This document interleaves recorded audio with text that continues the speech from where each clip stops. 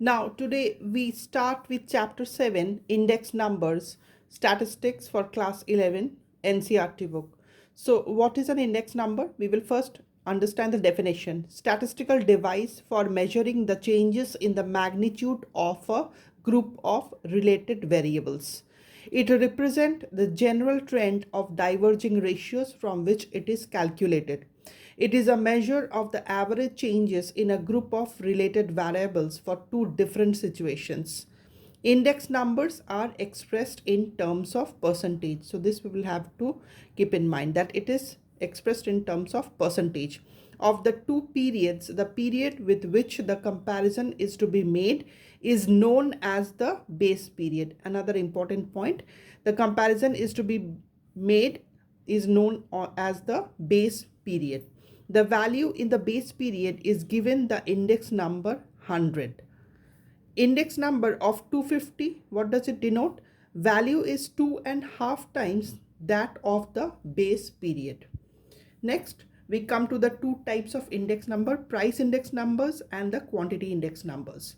So price index numbers is what? It measures and permits comparison of the prices of certain goods, while quantity index numbers measures the changes in the physical volume of production, employment or construction. The third point is what? Construction of an index number. So we will start with the construction part. What we'll have to do it here, the principles of constructing an index number will be illustrated through the price index numbers. So we will understand this with an example. So example 1 is what? Calculation of simple aggregative price index. So how we will do this calculations? Now we have table number 1 where we have the commodities as A, B, C, D. The base price period in rupees, it is done and it is provided. Current period price is also provided in rupees and the percentage change. So we know that two measures or methods for constructing of an index number. So there are two methods. The first one is what? Aggregative method, and the second one is averaging relative method. So we start with calculations of price index for the aggregative method. So aggregative method price index is calculated by what? We have the formula, which is P small 01 is equal to summation of P1 by summation of P0 into 100. What is P1? P1 is the current price of the period, which is P1. And what is P0? P0 is the base period price. Okay. So we calculated it by summing up all the current price, period price and the base period price, and we put it in the formula. So where P1 is the price of the commodity in the current period and P0 is the price of the commodity in the base period. We put the values of P0 1 is equal to what? We put all the values of P1, which is 4 plus 6 plus 5 plus 3. So we put all the values here. And for the base period price, which is 2 plus 5 plus 4 plus 2, which is we put it here and we write into 100. So on calculating what, we add up all the values and we get it as 18 by 13 into 100. So P01, when we calculate it, it comes out to be 138.5. So in this way we calculate the price index. We know that it is in percentage, so we convert it into percentage and it is coming out to be 38.5.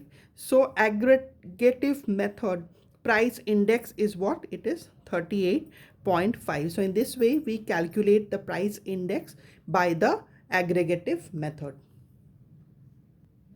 Next we come to the weighted aggregative price index. So what is it? Weights are the quantities or the weights. It measures the changing value of a fixed aggregate of goods. Total value changes with a fixed basket. The change is due to the price change. And so the formula for the weighted aggregative price index is what?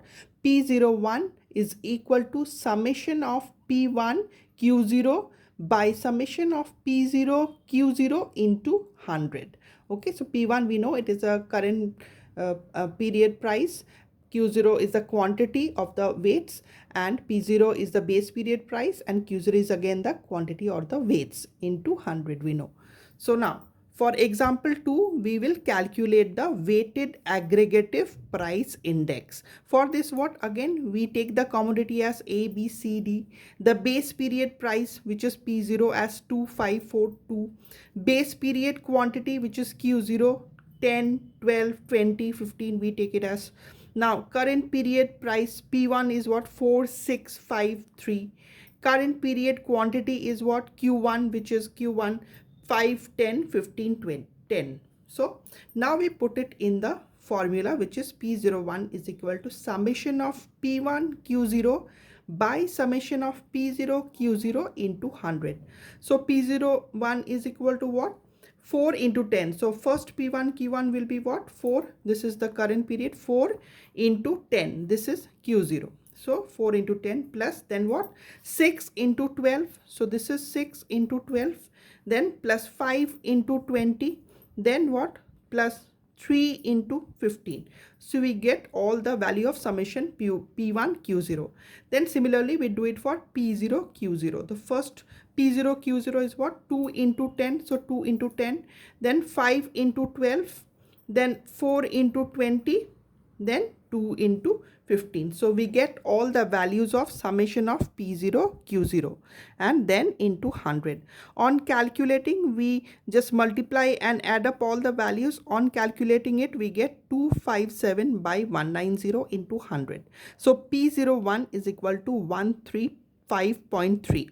The weighted aggregative price index, or this P01 using the base period quantities as weights, is known as last payer's price index. This we will have to remember, that it is also known as the last payer's price index, and this price is risen by how much? We convert this value into percentage, which is coming out to be 35.3%. So we get this value. Now here what we do, the index number using the current period gives a different value of the index number. So previously what we have taken the base period quantity. Now what we will take? We will take the current period quantity. So what? The P01 then it will change, the formula will change as summation of P1 Q1, which is the current period quantity, by summation of P0 Q1, taking the current period as the quantity, into 100. P1 we already know it is the current period price and P0 is the base period price. So we put all the values accordingly. So P01 is 4 into 5, this 5 is the current period quantity, plus 6 into 10, again the current period quantity, and 6 is the price of the current period, then 5 into 15, and then 3 into 10. Similarly, we put all the values of P0 Q1. So first P0 is what? 2, Q1 is what? 5, plus then the next is what? 5 into 10, then plus 4 into 15, then plus 2 into 10 into 100. So we put all the values and then we multiply and add these values and get P01 is equal to 185 by 140 into 100, which is coming out to be what? 132.1. That means the current period quantity is considered as the weight. A weighted aggregative price index using the current period quantities is known as weights, is known as what? Pastures price index. So in pastures and the last payer's price index, the difference is the current period quantity and the base period quantity. So these are the difference for calculating the weighted aggregative price index between the two price index, pastures and the last payers. Now we come to what? The method of averaging relatives.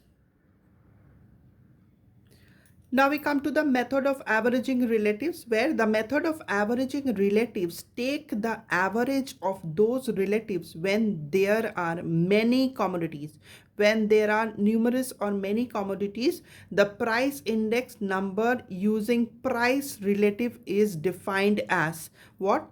P01 is equal to 1 by n summation of P1 by P0 into 100, where P1 and P0 are the prices of the ith item in the current period and the base period. So P1 by P0 into 100 is what? This is the price relative of the commodity, and n is the number of commodities. So again we put the values for P01 is equal to 1 by 4. 1 by this 4 is what? It is the number of commodities, and we put the values of P1, which is 4 by P0, which is 2, plus 6, again P1 by P0 by 5, then 5 by 4 plus 3 by 2. So these are all the values of P1 and P0 into 100. We calculate P01 is equal to 149. That means the price is risen by how much? It is what? 49%. So this is what it is calculated. Thank you.